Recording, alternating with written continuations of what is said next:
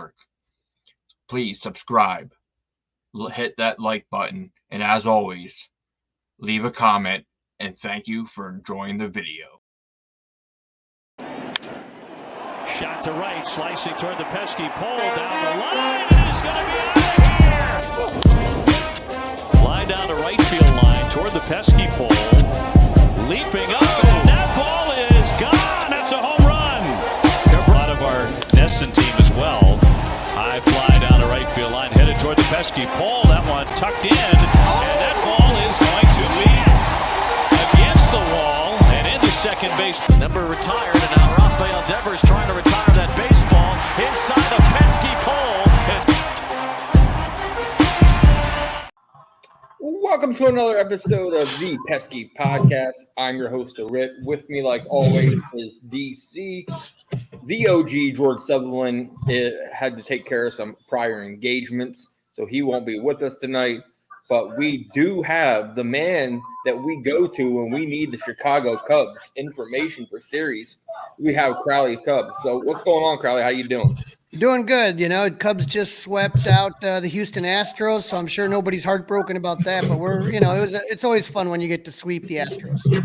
Oh man, there's two teams that I love to hear the word sweep with. Astros are one, Yankees are the other. So, DC, man, we just came off of the Guardian series. We're done with them for the season. Let me put up our season so far for points. DC, you're moving up. You're the only one that got a point this past week by picking. I still think Bayo should have got it last series. I think he got ripped off. So I should have a 4 there.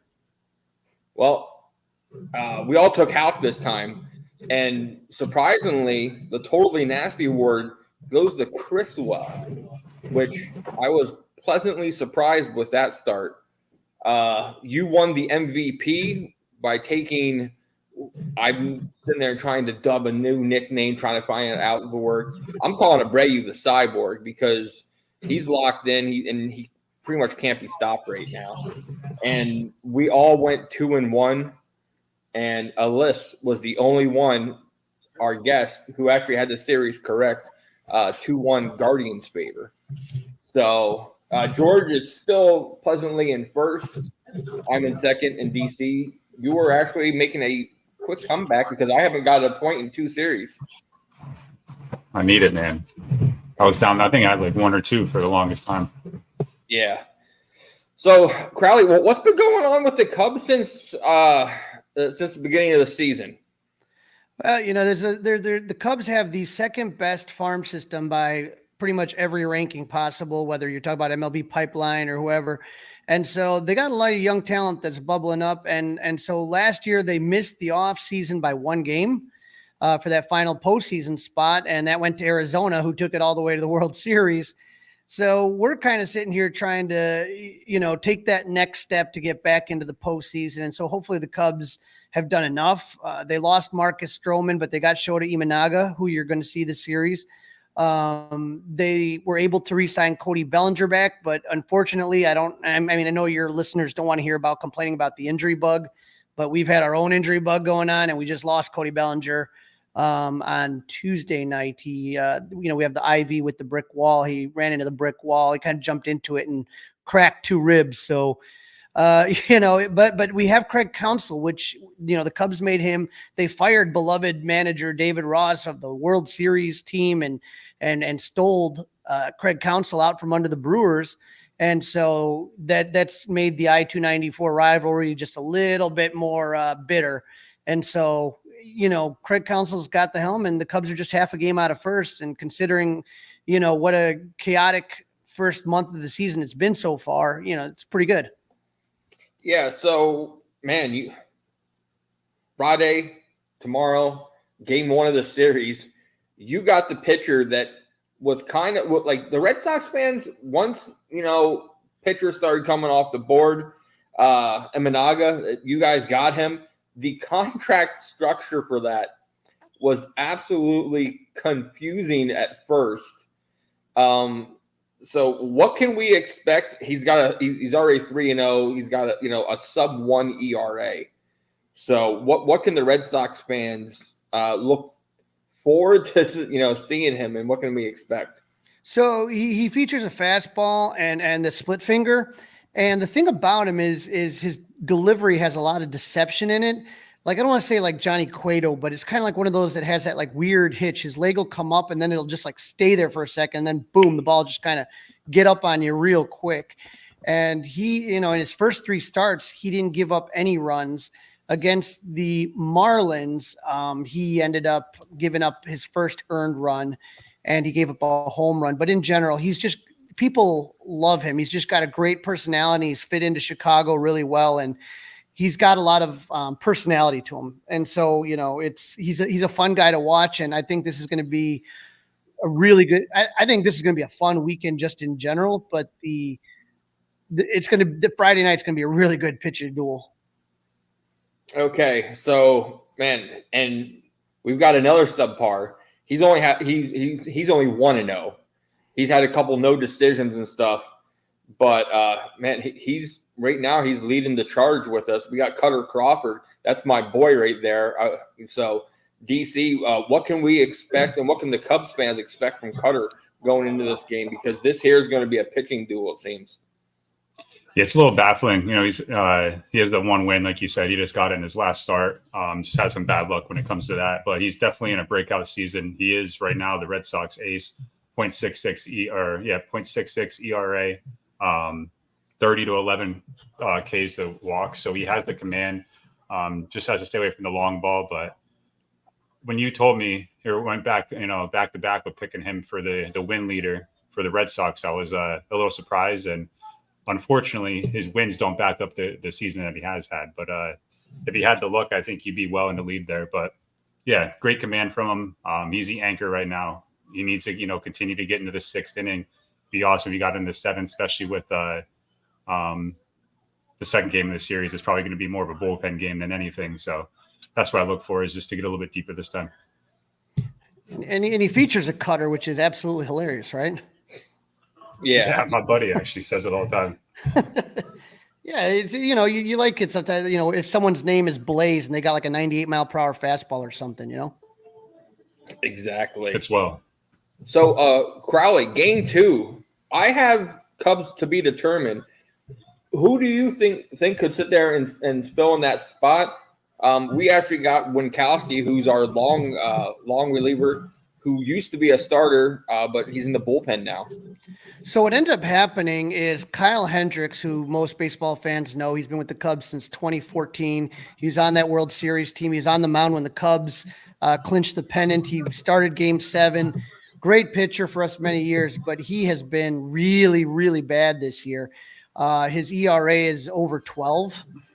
He's just been absolutely getting crushed. He can't even go near the 3rd time through the order through anybody. I mean, he's just getting absolutely blasted. And all of a sudden, after his last start against the Marlins, which was another start where they just basically pulled him in, like, I think the 4th, and it's been killing our bullpen as well. All of a sudden, he had a mysterious lower back ailment. And so I didn't think they were going to do the Phantom IL, but I'm going to call Phantom IL on this. So he's out. And I think the person that they're going to have start, I'm hoping that they don't do any of this opener crap, because there's a kid that we have. His name is Ben Brown. And Ben Brown is absolutely a stud. We have a couple studs. Like I said, good farm system. Ben Brown's a guy. Hayden Wesniewski's a guy that you want to look for. But Hayden pitched today. And so that's why we thought either Hayden was going to start or Ben Brown. So with Hayden going today a couple innings, I think it's going to be Ben Brown, and he's wicked, dude. He's really, really like a tall, lanky kid. And he the first time they put him kind of feet to the fire, he came up after Justin Steele, our ace, got injured on the very first game of the season, opening night. And they called Ben Brown up, and in that first game, he absolutely got shelled. He came in as a bullpen, but then ever since then, he's been just absolutely lights out. He's a really good pitcher, and once he gets on a roll, look out. Yeah, and then we've got Winkowski going. Like I said, DC, what can we expect from Winkowski? Because like you said, this is probably going to be our bullpen game of the series, and we need all hands on deck for this one, maybe. Yeah, with him, he's got a fastball, slider, changeup. The thing with him, he has trouble kind of controlling his secondary pitches. So that also kind of plays into the fact that he's going to get built up longer, if he gets out of jams early or he doesn't put himself into jams. But I think the biggest takeaway is just seeing how far he does go into that game. I think that could be pretty key point of this series, and depending on how much we use the bullpen. Because right now, obviously, with all the injuries, we cannot afford to get into that bullpen. With him, he'll strike out some guys, but he can get himself into some trouble. Yeah. Ben, I'm just going to tell you, Ben Brown, people have been wondering if he's really going to be a starter or if he's going to move into the bullpen, just because he features a fastball and a curveball, but they're both plus pitches. And like I said, he's 6'6", 210. Cubs got him when they traded David Robertson to the Phillies, I want to say. Was it David Robertson? But yeah, this guy he's just also one of the nicest kids you'll ever meet. He's really a good kid. So I'm excited. I'm hoping he gets the start. Yeah. Well, Sunday, you guys are throwing out Wicks. Yeah, Jordan was a first round draft pick, I want to say in 2021, and he came up last year at the end when Stroman got injured. And so when you take a look at Jordan Wicks, he's doing really good. The main thing is he has to be really aggressive, because sometimes he kind of gets nibbly, especially like with guys at the bottom of the order. And it's like, dude, you got it. His off-speed pitch is really kind of, he's got a 4-seam fastball, but his changeup is probably his best pitch. And it's just a matter of sometimes he strikes out a lot of guys, but if he's walking guys, then he's only going to make it 4.2 innings. And so the last start against the Marlins, he had a quality start. He went 6 innings. So that was the first time he's done that this year. And so hopefully he, like I said, just continue to attack and don't nibble the corners, because if he starts doing that, then that pitch count's going to get elevated real quick. Yeah. Well, the good thing for you is the Red Sox are leading the league yet again in strikeouts. So we're going to swing. And I'm going to say most of that would be coming from the inexperience that we have. We've had a lot of injuries, so we've had a lot of younger guys coming up that the plate discipline isn't quite there yet. So, and then I'm going to also say that you can't blame the umpire, but there are plenty of times with Tristan Casas where he knows the strike zone very well. He's out with the rib injury, kind of like Cody is, but it's like he knows the strike zone pretty well. And then the umpire seems like he just wants to, wrap this game up quicker with him. So, but Wicks is going up against, he's the man right now. Papelbon and here us at the Pesky Podcast have dubbed him Halkamania, Tanner Houck. So DC, what can we expect? Because Tanner Houck's turned it around completely this season. He's gone deep a lot, more often than when what we expected. Yeah, with him, I was actually just looking at it. He's gone at least 6 innings, 4 of the last 5 games. One of the games was a complete game shutout. He'll work his sinker, slider. He has been throwing his splitter a lot more this year. There's a lot of concern on Twitter. I don't know how I feel about it yet until I see some more data with it. But Andrew Bailey's pitching philosophy, is that causing all these issues with the pitchers here? Not too sure, but he is throwing his splitter a lot more. Like I said, I don't want to say this and get eaten alive, but the one thing I still worry about with Houck is the third time through the order. Last start, he let the first 3 guys in the 7th inning get on, ended up giving up 2 earned runs, which hurt him. But overall, and I also feel like I did him an injustice. I talked about Cutter being the anchor. I think they're kind of co-anchors. Cutter just has that 0.66 that I think kind of sparkles a little bit more. But Houck is that guy for us as well. Right now, the only 2 left that started in the rotation to begin the series. So we're going to be leaning on him to continue to get to the 6th, 7th inning, because that bullpen, like I said, is going to be gassed. Yeah, I can't wait. I'm hoping that we get to continue to see the Tanner Houck that we have been seeing. 2 starts ago when he started throwing his splitter a lot more. He went 9 innings. Complete game shutout. So let's sit there and talk real quick, Crawley, about Justin Steele. Not Justin Steele. When are we expecting? We won't see him, but when can fans sit there and expect him to come back? I kind of need him because he's in my fantasy league, and I need wins and strikeouts because they're starting to pull away. So Justin, he hurt his hamstring opening night against the Rangers. He was fielding a bunt, made a great play, but then grabbed at it and he was done. He just pitched a bullpen on Tuesday night. And so, I think he threw like 25, 35 pitches right around there. He did some pitcher fielding practice the other day as well. So the next step is to go to Arizona and look at throwing in the Arizona Complex League. And then from there, kind of seeing where they want him to go for a minor league rehab assignment.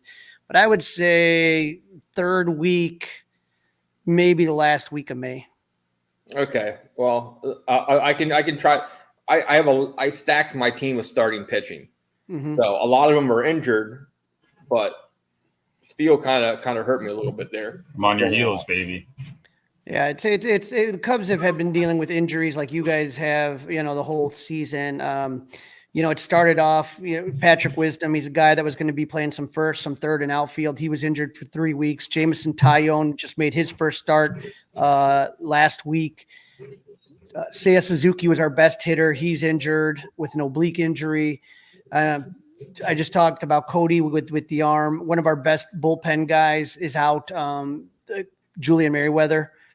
So he has some sort of rib thing as well. So he's out. He's on the 60-day IL. So it's just the Cubs have a lot. They've had to call up a lot of the young kids. And so like you said, you got times where you have undisciplined at bats or certain, brain cramps that happen. But these are the young kids that I think are being called up that were they were kind of getting ready to see what was going to happen next year, but now they're going to have to perform now, And so today, PCA, who was our number one prospect, he was called up after Bellinger went on the IL. He came into the game last night and played a little bit of defense, but he got his first home run ever today, and it ended up, helping the Cubs win it, take a 3-1 lead. So we'll see what happens. They got a lot of young talent. It's just a matter of getting it all together and hoping that, the young kids can kind of just keep the boat together till everyone's healthy. Yeah. So let's go right into the lineups. You guys got a pretty, like you always sit there and said, last year, first and third, is what is your key weaknesses, but right up the middle, you guys are pretty solid there, aren't you?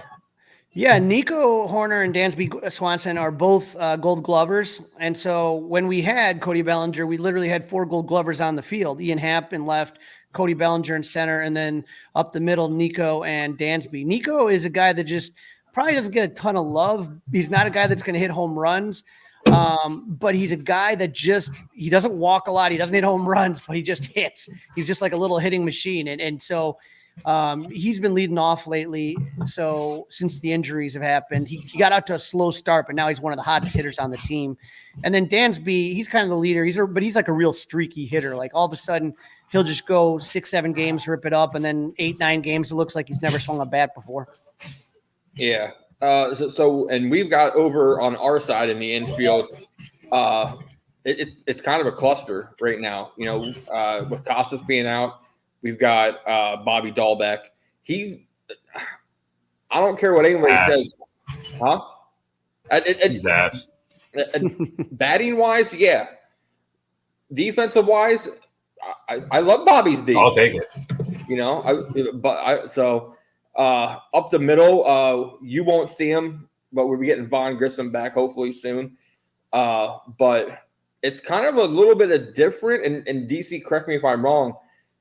Since we've got that Ceddanne Rafaela coming in playing shortstop, it was kind of like Trevor Story is back. It's kind of calmed everybody down a little bit. And we're not making as many errors as, trying to plug and play.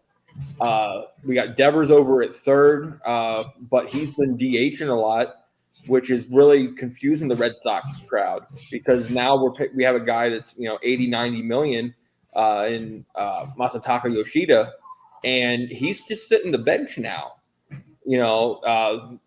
they're not saying if he's injured. They're not saying, they're pretty tight-lipped on that. So, and then you want to go behind the plate. These with Wong and McGuire, both of them have been just destroying the ball. Wong has 6 home runs now after last night, and McGuire has, I want to say, 4 home runs. And it's absolutely crazy that we're actually getting production from the catching position instead of, Wong last year was mostly for his arm, mostly for his defense. And now that bat is coming alive, and, we're still leading the league in errors. But the last couple of games, those errors have been come down because of Ceddanne Rafaela, who's a true athlete who can play center field at a high caliber and come in and play shortstop at a high caliber. So I'm kind of excited to see, because no one expected us to sit there and have the record we do, and now with all the injuries, to have the record we do is even more surprising to me personally. So. Yeah, a lot of similarities between the two teams. A lot of injuries, but somehow, right in the thick of things. So, it's a testament sometimes to depth. I know what Cora's on his last year of his contract, so we'll see what happens with that. But and Craig's on the first year of his contract. But again, it's just been like everything that could go wrong has gone wrong for the Cubs. Our closer has just been awful. 4 blown saves in the month of April. And so just trying to figure out things on the fly. And yet somehow, like I said, we're half a game behind the Brewers. We're just 1 back in the loss column. Yeah. And it's we talked about it last year. We talked about it when we did have Breslow, and you came on the podcast. The Cubs we're very similar, in that way all the time. Right. I mean, and I think it's going to be tough because Craig, I think, is going to do a great job for the Red Sox. It's just a matter of time. It's going to take time. You got to just start somewhere. Yeah. So let's go to your outfield. I'm thankful we didn't have Cody out there because, like you said, you guys had 2 Gold Glovers out there in the outfield. But you told me last year when you came on with you and George about that young center fielder and he's been doing quite well for you. Well, he just got called up on Tuesday. And so his name's Pete Crow Armstrong, and that's the one who hit the game-winning home run today. And so PCA is the number 1 prospect, and he's just, trust me, this kid is going to be a Gold Glover himself. His defense is absolutely unbelievable. As far as his speed, he's a guy that's super fast. So, the glove rate's out at 80. He's ridiculous. I've seen him in minor league and kind of making catches behind his back during BP and stuff like. He's a freak of nature. It's just a matter of getting used to major league pitching. That's just what it comes down to. As far as defense, he could have played last year and been a Gold Glover for the Cubs. It's just getting the bat there, and so now he's going to be he's going to have an opportunity. The Cubs have a lot of top 30 prospects on the team, like right now, like as we speak. And so when you kind of look at that, you're going to yourself, okay, it should be Happ, Bellinger, and Suzuki. That was what the plan was, and Suzuki and Bellinger are both out. And so there's kind of been a rotation. Mike Tauchman's kind of a journeyman, but he's been doing really well as of late. He helped out a lot last year, helped the Cubs get close to the postseason. He's a guy that just kind of tends to get on base a lot. And then PCA, again, he's not probably going to see a lot of strikeouts and stuff like that. But if he can get on base, it's almost an automatic double with his speed. He's so fast. And then Alexander Canario is another top 30 prospect. He was in the Chris Bryant trade, and he's got some pop, and he can play all 3 defensive spots. So he's been kind of going in there. So they've just been moving some guys around. And then obviously Ian Happ holding down the fort. Yeah. With the Cubs, you guys are just now seeing some of your trade pieces make it to the majors when you guys were, ripping down to go for the rebuild out there. Yeah, and so some of them are still in the minors, some of them are up here, some of them have played in the big leagues, others have not. Caleb Killian was another guy they got in the Chris Bryant trade, and unfortunately, he got injured in spring training. He was doing really well, so that was kind of a bummer. So Canario and Killian were in the trade with Sam Fran for Chris Bryant. And then the trade for Javi Baez brought PCA, who that's what I'm talking about. You're going to see in center field, kid's a stud. And then the other piece to that is the Anthony Rizzo trade, and that got us Kevin Alcantara, who's at AA Tennessee Smokies. And he looks like a young I always say he reminds me of Alfonso Soriano a little bit, real like wiry, lanky guy that can hit the ball a ton. And so, yeah, we're starting to see these guys coming up now. A lot of the trade pieces that the Cubs made are coming up now. Yeah. So, you talk about how quick your center fielder is. DC, is going to talk about our outfield, and they can sit there. Abreu, not as much, but the other two are fantastic. Yeah, I'll just start off with Duran, because I think that's who you're, obviously you're referencing to, other than Tyler O'Neill.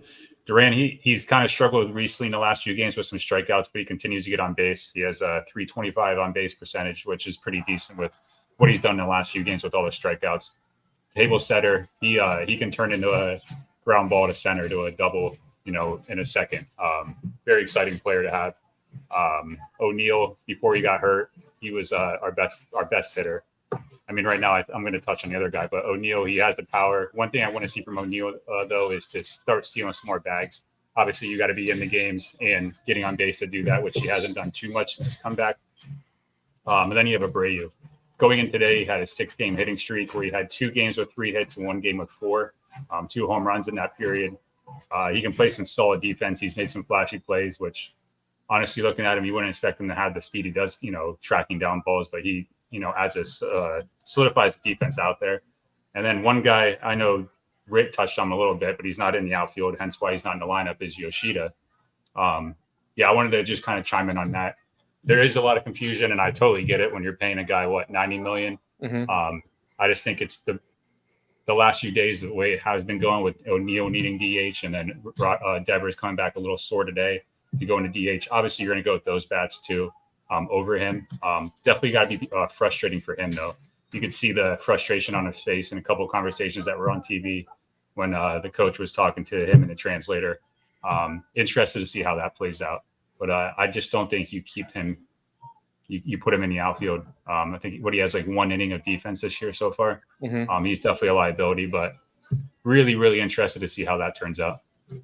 Yeah, especially with Yoshida, like before he, got taken out of the lineup, his bat was starting to heat up a little bit, and I was like, oh, okay, we're turning this around. And now all of a sudden you go back to having 0 reps. Like, you can't do that to a major league player.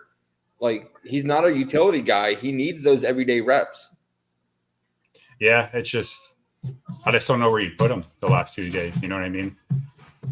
I agree with you, though. I'm with you. It's a weird situation, one that I honestly didn't, expect to see. But the season's been a weird one already. How many games in? So, yeah. So, Crawley, let's talk bullpen now. So, oh boy, okay. You sit there and you talked about your closer already blowing 4 saves, but our closer, he loves to try to sit there and raise everybody's blood pressure. You got to have your pills, nearby, because he'll walk the bases loaded, and then he'll try to sit there and paint the corners with his cutter and try to strike somebody out. So, well, Adbert Alzolay got the closer role last season in 2023. Kind of really started doing it in May, and he got injured at the beginning of September. And then he got injured at the beginning of September, and that's where everything kind of started. The wheels fell off the team. And so he's healthy. He was back this season, but he's just not getting a lot of horizontal break on the slider. So his slider's just kind of sitting up there. And I was there opening night. I went to Texas. I went to Globe Life Stadium for the opening series, and he gave up 1 there, 3 more. Last season, he blew 3 saves from like May to September, and 2 of those were right before he went on the IL. And he's already got 4 in the first month of the season, not even the first month of the season, first 3 weeks. And so he has been taken out of the closer's role. The Cubs' big offseason acquisition as far as bullpen is Hector Neris. He was with the Astros for many years, but he hasn't looked that great. I was at the game last night, and luckily the Cubs were up 4-2, but he gave up a leadoff home run to Jose Altuve. Wind was howling in, and Altuve crushed it. And then even today, I think he walked like the first 2 batters he faced today in the 9th. So it's just like, I don't think right now they're going to give Hector Neris the chances to do it, but it's really dicey right now as far as the bullpen. Mark Leiter, he's a guy that has a good reverse splits. He's good against righties and lefties. He's got the split finger, but he's a guy that'll come in the 8th inning. Usually you'll see him around there. But, the one thing the Cubs do have is a lot of young players that you're kind of looking at right now. And that's the thing, is they're kind of cycling in and out. Hayden Wesniewski is a guy that the Cubs got in a trade a few years back. I think for Scott Efros was that trade. And, he did really good in 2022, the last month of the season. And then he got the job last year as the 5th starter, and it just didn't go well. And he was back in the minors. But this year in the bullpen, he's been absolutely sick, but he'll go like a multi-inning role. Luke Little is funny because he's about 6'7", 280. And he throws some heat from the left side. And then Keegan Thompson's a guy. Keegan and Thompson and Justin Steele both kind of came like really to the attention of Cub fans in 2022. And then Steele took it the next step, got into the All-Star game last year. And Keegan was struggling. His velocity was down at about like 91, 92. And then this year he's come up and his velocity is back up to 94, 95. So he's looking really good.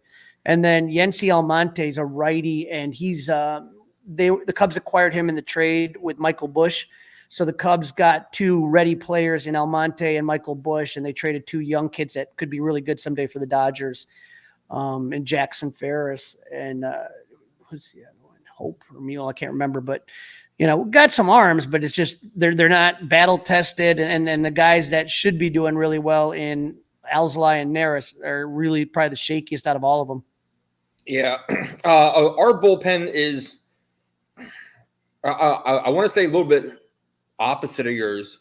Like, we got a lot of veterans there. We've got a lot of people that are willing to get out there. We have 2 lefties in the bullpen with Bernardino and Joely Rodriguez, or Joely Rodriguez. And Joely, people have wished him to go to the shadow realm because he has blown so many leads for us this season already. But this is the first time for a while that I can remember us holding 2 lefties in our bullpen. And then, we got Kenley Jansen closing the game, which he's Kenley. You know what I mean? You don't know which Kenley you're going to get when he comes in. He could sit there and blow the save, or he could sit there and, 3 up, 3 down for you. In the 8th, we've got Martin. That's DC's man. He loves him. Besides that one shaky outing he had, which every pitcher is going to have at least a couple of those in the season. I hate when, he had that one bad outing. All of a sudden, all Red Sox fans were ridiculous going in there. And one quick moment, boom. What's going on, man? That's our boy who's part of BSEN from Germany. He's getting ready for the draft tonight. Congratulations. So, but I hate when people do that, where they want to go and talk really bad on one outing. Everyone, no one's going to go out there and pitch lights out the whole season. Someone's going to have their numbers. Some team's going to have their number. And then we have a mixture. We've had Whitesart in there. We've got Zach Kelly back, who pitched really well for us on Wednesday night. He went 2 innings with 3 Ks. We've got a journeyman who, is a really surprise. We've had Cam Bouger, sickest handlebar mustache that I've seen in years. But he also has a lot of heart, and he pitches with purpose because of where he's come from. And he doesn't take this opportunity of pitching in Major League Baseball very lightly. So, DC, am I missing Anybody? No, I think you did a great job. So usually George is the one covers our bullpen. So I was trying to fill in to get everybody that I can remember. They were too big of shoes for me to fill, so that's why I kind of handed it off to you. Yeah, let me sit there and skim quick. Martin, Jansen, Boozer, Bernardino. Well, no, I think I got most of them. So, but yeah, so let's sit there and talk awards now, Crawley. So we here, just like last year, we picked our, the best pitcher we think, but we newly dubbed it, at least George did, for the Totally Nasty Award. So, and these are George's words, and they're right here. Totally nasty. So, who do you believe will be the totally nasty pitcher in this series? Totally nasty pitcher. Boy, I really think that the Cubs have three good guys lining up here. It's going to either be Shota or Ben Brown. I think your listeners will really be interested in Shota, but just don't sleep on Ben Brown, man. This kid's so good. So DC, who are you taking? I'm going Tanner Houck. Okay, you're taking Houck. Going with again. George is also taking Tanner Houck. And then I will also, just so I can try to make up some ground, I'll also take Tanner Houck for the Totally Nasty Award. Okay, let's talk MVP of the series. Now that's where we're going to get a little bit more dicey because, man, us personally, we don't know who's going to be in there from day to day overall. So, Crawley, who are you taking for the MVP? The one guy that's going to interest me, and I'm going big here. I may be completely wrong on this, but I'm going with Michael Busch, first baseman. You guys are throwing three righties against us, and Cutter and Josh and Tanner. So I think that Michael Busch is a lefty. He had a streak where he had a home run in 5 straight games, and he would have broke the franchise record if it was about foul in Arizona by about 2 feet. Had the distance, and it was just barely foul on the other side of the foul pole. So I'm very curious to see how Michael Busch does in Fenway. Okay. DC, who are you taking? I'm taking the same two I took last week, Houck and Abreu. Abreu for the MVP. I think he continues his hot streak.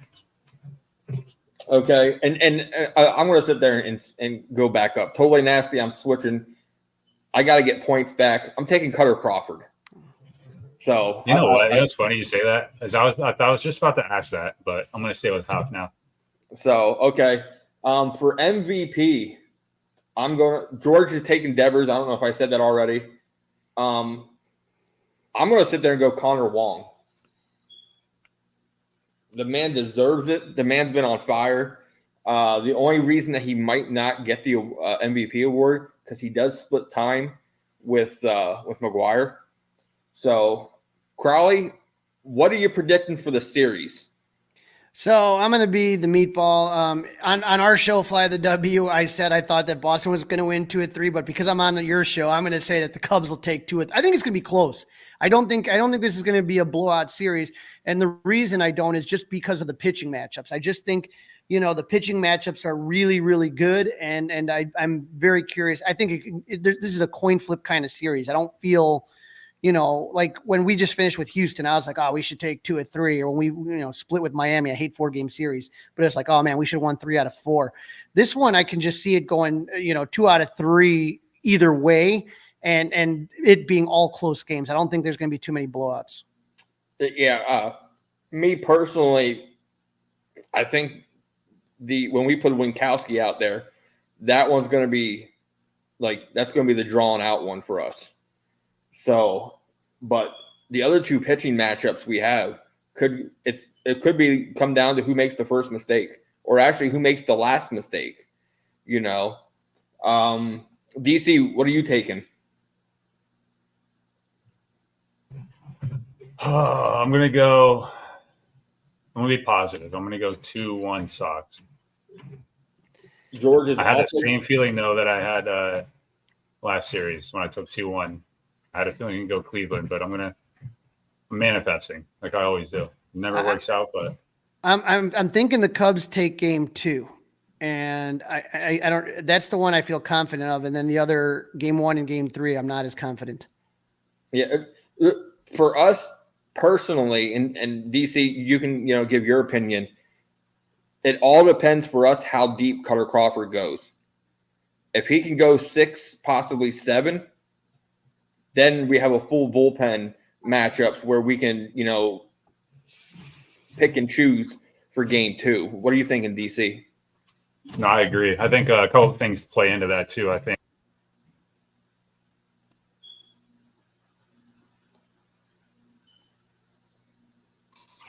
I don't know what happened there. Sorry, my mic went out. I don't know if you heard what I said. I'll just start over. But I think a lot of things play into that. I think some of the games we've seen with Houck and Cutter, even Bayo, is if the defense is extending innings. You know what I mean? Making errors. I think that plays into it. But I agree. It all depends on how deep Cutter gets. That sets the tone for the bullpen for the rest of the series. But yeah, I'm hoping he gets 7 innings this next start. That would be a huge boost. Yeah. So okay, guys. Well, we're gonna sit there and wrap things up here. Crawley, pleasure always to have you on. Please tell everybody where they can find you at. Yep, you can find me at Crawlys Cubs, Crawlys Cubs. I'm there pretty much on every single social media there is, like whether it's Facebook, YouTube, Instagram, TikTok, all that stuff. So I'm around, and like I said, I'm always going to Cubs games, and I try to go to a lot of parks. I still haven't been to Fenway yet, so maybe not next year, but the following year I'm going to make my trip out there. Well, it's probably one of the most beloved ballparks. And heck, not next year, but the year after, you should sit there and see all of our young prospects finally hitting the major leagues: Kyle Teal, Roman Anthony, and Marcelo Meyer. Yeah, like I said, I've been waiting and waiting. So that by that time they'll be at Wrigley. That'll be even others. So I'll see them at Wrigley. Yeah. So okay, well, make sure you head on over to our YouTube page at BSEN617. Follow us, subscribe. Make sure you head on over there tonight, because the Foxborough Fellows podcast will be doing a live draft show where they'll be breaking down everything, especially the number 3 pick. Head on over to at bsen.square.site, where Tanner Houck and Papelbon support our Houkamania shirts that we put out there. 20% of all sales go to Tanner Houck's organization. So, and make sure that this will be all available on all platforms: iHeartRadio, iTunes, Spotify, tomorrow. So for DC, for Crawley, and for myself, thanks for checking out the Pesky Podcast.